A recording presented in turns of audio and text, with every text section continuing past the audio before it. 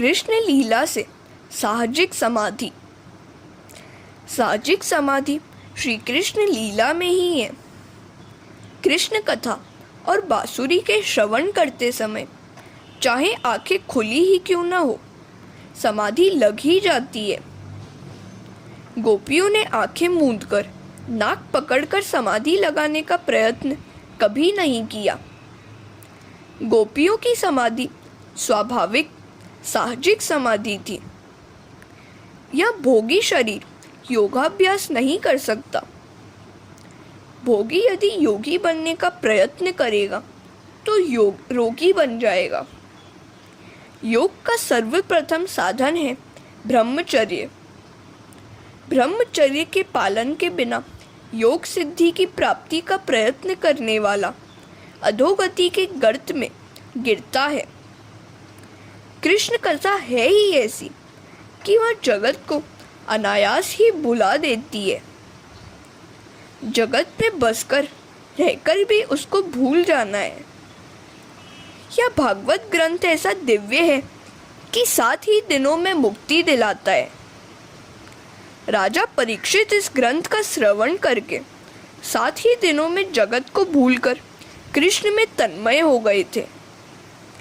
बड़े बड़े ज्ञानी महात्माओं को भी यह आशंका थी कि राजा परीक्षित मात्र 7 दिनों में मुक्ति कैसे पाएगा।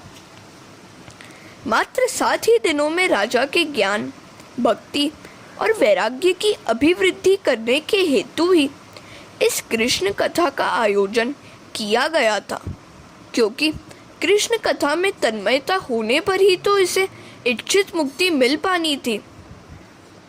इस जगत को भूलने के लिए ही तो योगी आँख मूंदकर प्राणायाम करते हैं, किंतु इस जगत को भूल जाना सरल नहीं है। योगी के लिए जगत को भूलना आसान नहीं है, तो गोपियों के लिए जगत को याद करना आसान नहीं है। कृष्ण कथा में आंखें मूंदने, नाक पकड़ने या प्राणायाम करने की आवश्यकता नहीं है। यह जगत को अनायास ही भुला सकती है। मन का निरोध तब होता है जब किसी का उसके द्वारा विरोध नहीं होता है। मन में विरोध और वासना न रखो। विरोध और वासना निरोध में बाधक है। जगत के किसी भी जीव के लिए विरोध न रखो। जगत के भोग्य पदार्थों की वासना न करो। निरोध होने पर अनायास ही मुक्ति मिल जाती है। श्री कृष्ण लीला से अनायास ही मन का निरोध हो जाता है।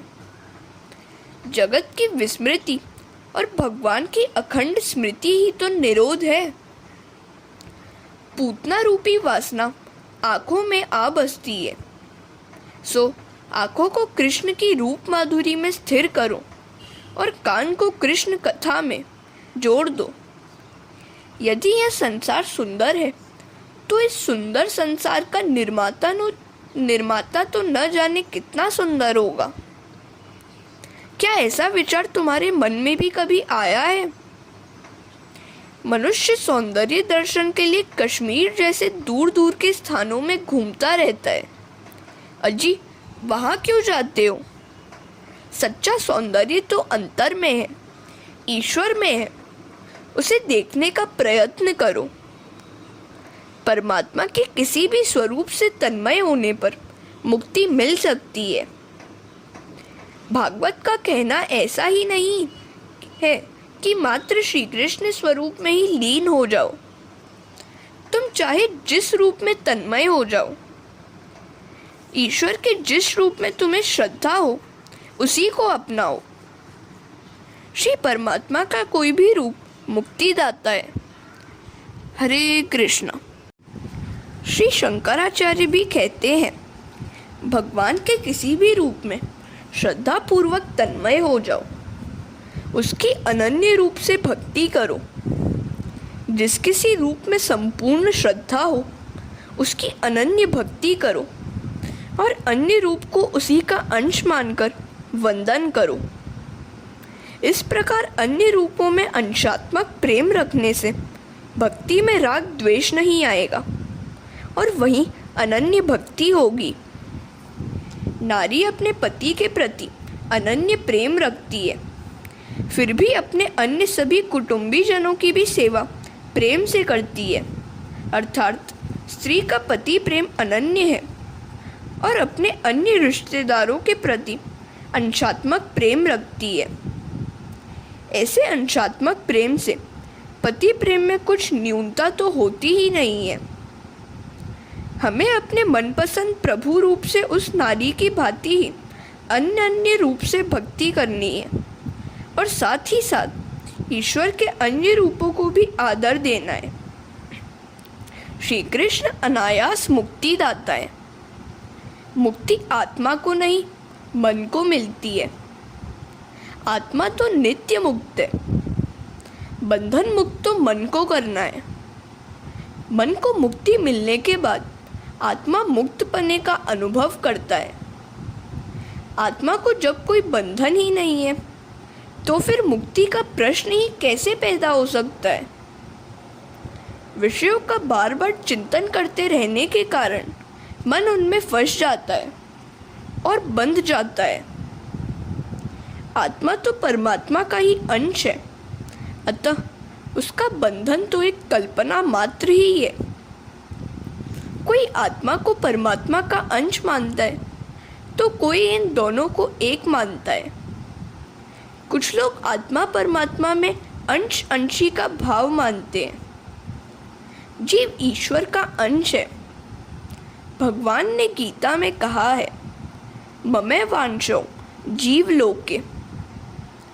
इस सूत्र की व्याख्या करते हुए श्रीमद् शंकराचार्य ने कहा है, अंश इव जीव।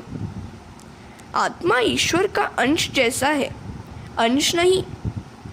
जीव ईश्वर का अंश हो नहीं सकता। ईश्वर के टुकड़े नहीं हो सकते। हाँ, परमात्मा और आत्मा एक है। शंकर स्वामी ने कहा है, ईश्वरत्व में से कोई अंश विभक्त नहीं हो सकता। घड़े में समाया हुआ आकाश और बाहर का व्यापक आकाश एक ही तो है। फिर भी घट की उपाधि के कारण अंश अंशी भाव का आभास होता है। इसी तरह परमात्मा और जीव एक होते हुए भी अलग अलग दिखाई देते हैं। यदि गुलाब के फूल की एक पंखुड़ी हम काट दें तो वह फूल अखंड नहीं रहेगा। फूल का स्वरूप भंग हो जाएगा, किंतु ईश्वर नित्य होने के कारण वे तो अखंड ही रहेंगे। उपासना के हेतु अंशी और अंश के भेद किए गए हैं, किंतु तत्वतः दोनों एक ही हैं। व्यवहार में अंश अंशी भिन्न हो सकते हैं, तत्वतः नहीं। सागर बिंदुओं से बनता है, सागर बिंदु से नहीं। बिंदु सागर नहीं है। जीव ईश्वर रूप है। रामानुजाचार्य आदि संतों के अनुसार परमात्मा अंशी है और आत्मा अंश। कुछ आचार्यों के अनुसार जीव मुक्तावस्था में अंशी है और आबद्धावस्था में अंश। अंश अंशी के भेद को मानते हुए भी वे दोनों को एक ही मानते हैं। वल्लभाचार्य आदि वैष्णव आचार्यों का कहना है, जीव अंश जैसा नहीं, अंश ही है और ईश्वर अंशी है। ईश्वर सागर है और जीव जल बिंदु। सिंधु की विशाल जल राशि में से कुछ बिंदु निकाल लेने पर भी उसके स्वरूप में कोई परिवर्तन नहीं होता। इसी प्रकार जीव के अलग हो जाने पर ईश्वर के स्वरूप में कोई विकृति नहीं होती। हरे कृष्णा। भक्त पहले द्वैत का नाश करके अद्वैत की साधना करता है और फिर ईश्वर की सेवा करने के हेतु काल्पनिक द्वैत भाव रखता है। ये दोनों सिद्धांत सच्चे कहे जा सकते हैं। साधक को चाहिए कि इन सिद्धांतों के खंडन मंडन के पचड़े में न फंसे। मन को चाहे सो मानकर आगे बढ़ते चलो। यदि ईश्वर जीव का अंश है तो माया उसे कैसे बांध पाती है? माया न तो सत है और न असत। जब तक हम स्वप्न से जगे नहीं हैं, तब तक वहाँ सत्य ही होता है। जगने के बाद स्वप्न असत्य हो जाता है। इस प्रकार जब तक हम माया से आवृत्त हैं, तब तक माया सत्य होती है, और माया के छिन्न भिन्न होते ही वह असत्य सिद्ध हो जाती है। माया जीव को भरमा सकती है, रुला नहीं सकती। जीवात्मा का कोई भी बंधन नहीं होता है, वह तो मुक्त ही है। मन को ही बंधन है। मन के बंधन अज्ञान के कारण आत्मा मान लेती है कि वह भी बंधी हुई है। अज्ञान के कारण जीव मान लेता है कि उसे किसी ने बांध लिया है। ईश्वर अंश जीव अविनाशी, चेतन अमल सहज सुख राशि। सो माया बस भयउ गुसाई, बंधियो कीट मरकट की नाई। लोग कहते हैं कि मेरा मन बिगड़ा, मेरा मन फंस गया। कोई ऐसा नहीं कहता कि मैं बिगड़ गया हूँ, मेरी आत्मा भ्रष्ट हो गई है। आत्मा तो मन का दृष्टा है, साक्षी है। मन की कोई स्वतंत्र सत्ता नहीं है। आत्मा के आदेशानुसार उसे काम करना पड़ता है। मन नपुंसक है। वह विषयों में फंसकर सुखी दुखी होता है, किंतु आत्मा आरोप अपने पर करती है। तुलसीदास जी ने एक दृष्टांत दिया है। वानरों को पकड़ने के लिए शिकारी ने एक युक्ति की। वन में जिस वृक्ष पर वानर हो, उसके नीचे एक छोटे से मुंह वाले घड़े में वह चने भर के रख देता था। वानर अपने दोनों हाथों से चने निकालने का प्रयत्न करते थे, किंतु मुट्ठी में चने होने के कारण हाथ घड़े से निकाल नहीं पाते थे। वे मान लेते थे कि किसी भूत ने घड़े में छिपकर उनके हाथ पकड़ लिए हैं। वास्तव में तो किसी भी भूत ने हाथ पकड़े ही नहीं थे। यदि मुट्ठी खोल लेते तो हाथ बाहर निकल सकते थे। संसार भी वैसा ही एक घड़ा है। सांसारिक विषय है चने और मन है वानर। मन अहंतावश विषयों को अपनी मुट्ठी में बंद किए रहता है, फिर भी मानता है किसी ने बांध लिया है। विषयों को ममता अहम की मुट्ठी से मन ने पकड़ रखा है और स्वयं ही छोड़ नहीं रहा है। जीव का बंधन वानर के जैसा ही है। इन दोनों का बंधन अज्ञान मूलक है। अज्ञान का नाश होने पर बंधन नहीं रहता। अज्ञान की उपाधि दूर होते ही परमात्मा और आत्मा एक हो जाते हैं। माया ने सांसारिक घड़े में विषयों के चने भर दिए हैं। समझ बूझकर यदि इन विषय रूपी चनों को छोड़ दिया जाए तो फिर मुक्ति ही है। एक बुढ़े का दृष्टांत दिया हुआ है। वह अपने पुत्र के घर भी पुत्र का जन्म हुआ, फिर भी घर छोड़कर वृंदावन या काशीवास करना नहीं चाहता था।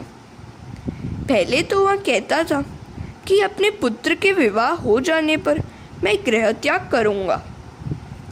अब वह कहता है कि मेरा छोटा पुत्र मुझे जाने नहीं देता। काशी वृंदावन में सेवा चाकरी भी कौन करेगा? इधर बूढ़े के पुत्र सोचते हैं कि यदि यह बूढ़ा वृंदावन चला गया तो उसकी पेंशन की रकम से हाथ धोना पड़ेगा, क्योंकि वह वहीं मंगा लेगा। वहाँ वह सारी रकम साधु संतों में लुटा देगा। यदि यहाँ घर में ही वह रहे तो रकम घर में ही खर्च होती रहेगी। बाजार से साग सब्जी भी लाएगा, हमारे बच्चों की देखभाल करेगा, और यदि हम रात को सिनेमा देखने जाएंगे तो घर भी संभालेगा। इस तरह बूढ़ा और उसके बच्चे एक दूसरे को छोड़ते नहीं हैं। दोनों की अपनी अपनी वासना है, अपने अपने स्वार्थ हैं। हरे कृष्णा। मन यदि विषयों में से हटकर ईश्वर का चिंतन करने लगे तो मुक्ति मिलती है। देहाध्यास छूटा और वृत्ति ब्रह्माकार हुई तो मुक्ति ही है। विषयों का ही चिंतन करने वाला मन अशुद्ध है, विषयों का चिंतन त्यागने वाला मन शुद्ध है। अनादिकाल से विषयों का चिंतन करते रहने की मन को आदत सी हो गई है। इसीलिए यदि यही मन श्री कृष्ण कथा का चिंतन, श्रवण, मनन करने लगे तो विषयों का विचार करने की आदत छूट सकती है। इंद्रियों के स्वामी है श्री कृष्ण।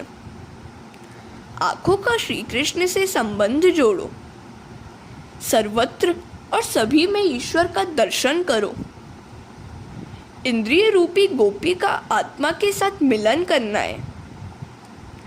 5 इंद्रियों के विषय भी 5 हैं। यदि इंद्रियां अपने अपने विषयों से अलग हो जाए तो आत्मा के साथ उनका मिलन होगा। इंद्रिय गोपी को प्रभु के साथ विवाहित कर दो। गोकुल लीला का तात्पर्य है गोपियों को जीते जी मुक्ति दिलाना।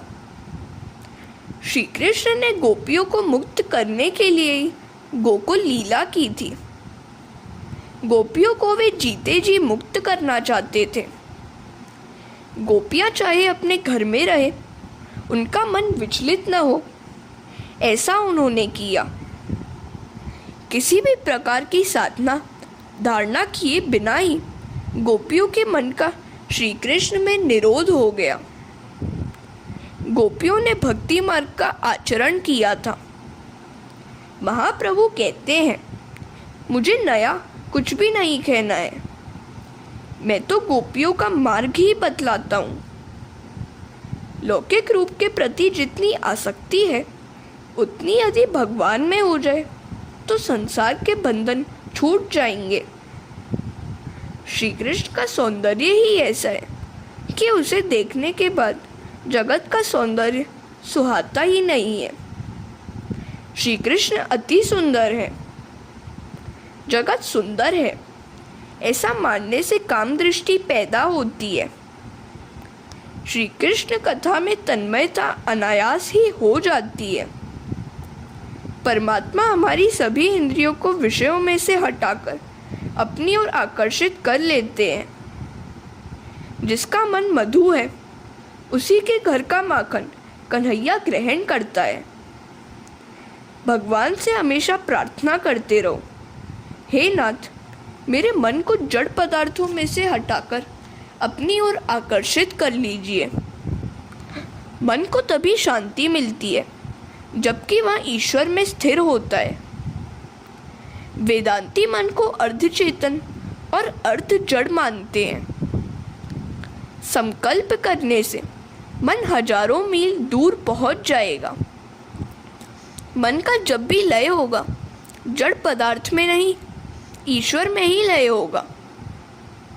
वस्तु सजातीय वस्तु में ही घुल मिल सकती है। दूध में मिश्री मिल जाती है, पत्थर नहीं। संसार के सभी पदार्थ नाशवान है। जो क्षण क्षण सर रहा है, क्षीण होता जा रहा है, वही संसार है। यह मन ईश्वर में ही जाकर विलीन हो सकता है, अन्य किसी पदार्थ में नहीं। हे नाथ, मेरा मन सदा तुम्ही में लगा रहे।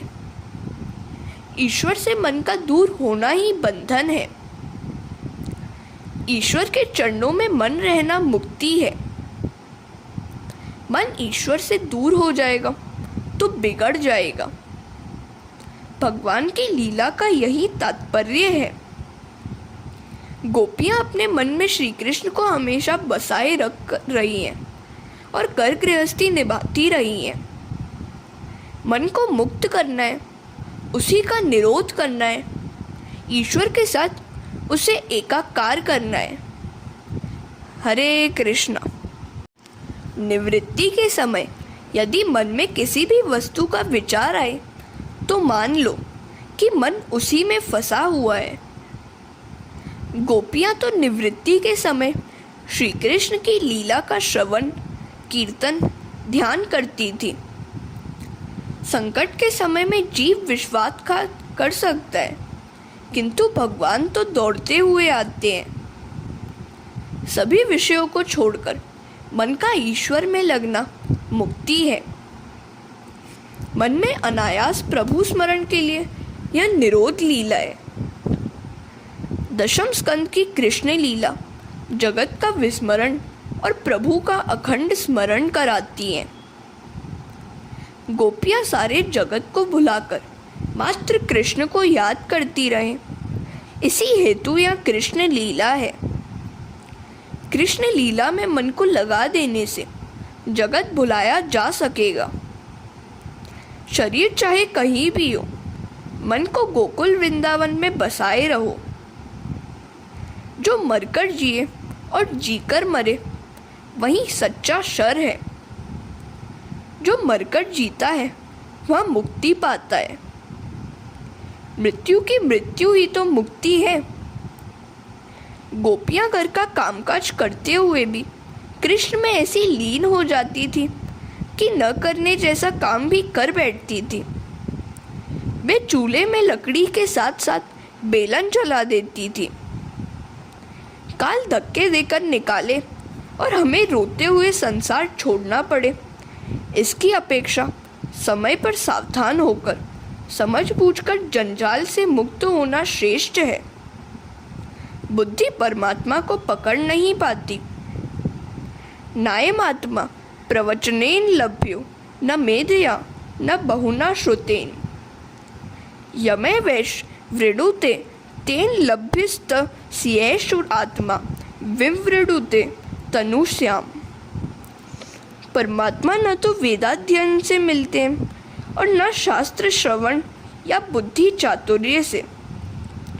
आत्मा जिस पुरुष पर कृपा करता है उसी को उसकी प्राप्ति होती है, अथवा जो उसे प्राप्त करना चाहता है उसे वह मिलता है। परमात्मा जिसे अपना मानकर अपनाते हैं उसी को वे मिलते हैं। अब आगे दामोदर लीला की बात भी आएगी। परमात्मा श्री कृष्ण परम प्रेम के स्वरूप है। सामान्य प्रेम और परम प्रेम में अंतर है। पुत्र, पत्नी, माता, पिता आदि के साथ जो प्रेम है वह सामान्य है।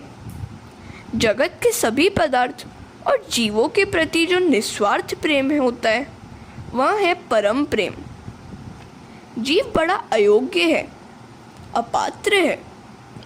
वह मन से, आँखों से हमेशा पाप करता ही रहता है, फिर भी ईश्वर तो उससे प्रेम ही करते हैं। ईश्वर जीव से प्रेम करते हैं, उस पर प्रेम बरसाते हैं और उससे प्रेम की ही अपेक्षा करते हैं। वे प्रेम से ही वश में हो सकते हैं। वे धन से वश में नहीं होंगे क्योंकि वे स्वयं लक्ष्मीपति हैं। जब शारीरिक बल, द्रव्य बल, ज्ञान बल आदि सब हार जाते हैं तब प्रेम बल ही जीतता है। प्रेम बल सर्वश्रेष्ठ है। प्रेम बल परमात्मा को वश में करने का साधन है। कुछ लोग पूछते हैं, भाई परमात्मा से प्रेम किस प्रकार किया जा सकता है? घर के लोग हमें सुख सुविधा देते हैं, अतः हम उनसे प्रेम करते हैं। उसी प्रकार मान लो कि परमात्मा की कृपा से ही हम सुखी हैं। उनके नाम का बार बार स्मरण करोगे तो उनसे प्रेम हो जाएगा। यदि भगवान की इच्छा से तुम्हारी इच्छा भिन्न होगी तो प्रभु के साथ प्रेम हो नहीं पाएगा। अपनी इच्छा का त्याग करो और भगवान की इच्छा को ही अपनी इच्छा बना लो। वैष्णव अपनी इच्छा को भगवान की इच्छा के साथ एक रूप करके उसमें लीन हो जाता है। हरे कृष्णा। महात्मा प्रभु को प्रेम से जीत लेते हैं। जीव पूर्णतः प्रेम करने लगे तो भगवान वश में हो जाते हैं। ऐसी प्रेम कथा का ही इस दामोदर लीला में वर्णन है। भागवत में जहाँ जहाँ एकदा शब्द का प्रयोग किया गया है वहाँ कोई न कोई विशिष्ट प्रसंग है। 9वें अध्याय के आरंभ में भी एकदा शब्द था। परीक्षित कृष्ण कथा से अभी तृप्त हुए नहीं है, वे अब भी बड़े विस्तार से सुनाने की प्रार्थना कर रहे हैं। सुखदेव जी वर्णन कर रहे हैं, राजन अब आगे सुनिए। गोपियों ने कन्हैया का नाम माखन चोर रख दिया तो यशोदा को यह बात अखरने लगी। वह अपने लाला से आग्रह करने लगी कि बाहर का नहीं, घर का माखन खाना अच्छा है।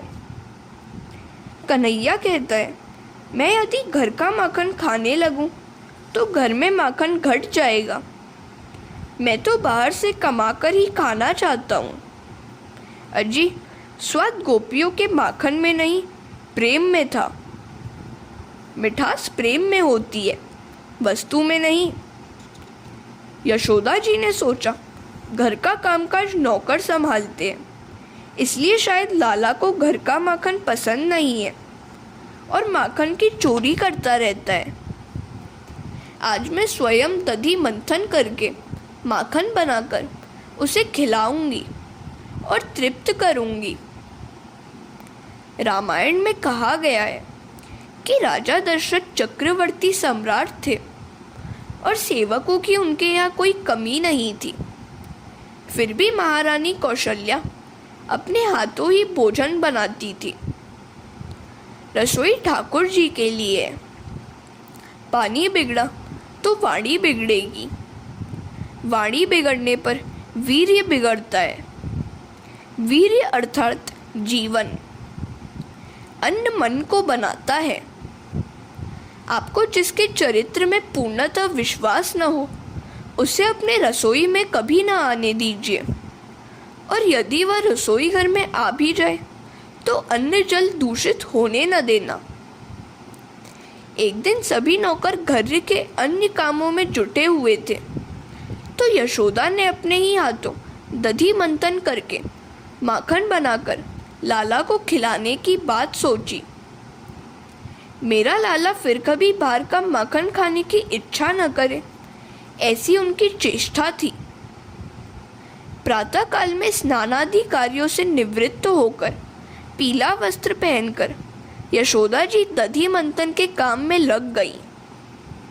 यशोदा जी कन्हैया के लिए यह सब कर रही थी, सो इस काम में भक्ति भी मिली हुई थी। हमें प्रत्येक व्यवहार को भक्तिमय बनाना है। घर में झाड़ू बुहारी करना भक्ति है, क्योंकि हमारा घर ठाकुर जी का ही तो है। यदि घर में कहीं कूड़ा कचरा होगा तो ठाकुर जी अप्रसन्न हो जाएंगे। भोजन बनाते भी जरा सोचा जाए कि ठाकुर जी खाने जा रहे हैं। भोजन बनाना भी भक्ति ही तो है। कई बार बहनें पूछती हैं, हमारा कुटुंब बहुत बड़ा है, सो सारा समय रसोई घर में ही बीत जाता है, प्रभु सेवा के लिए समय बचता ही नहीं है। अरे, बड़ा कुटुंब तो अच्छे भाग्य वाले को ही मिलता है। घर के सभी लोगों को भगवान ही का रूप मानकर उनकी सेवा करते रहो। संसार सागर है और सांसारिक विषय दही। आरंभ में विषय मधुर होते हैं, अंत में कटु। सांसारिक विषयों का विवेक से मंथन करने वाला भक्ति रूपी माखन पाता है।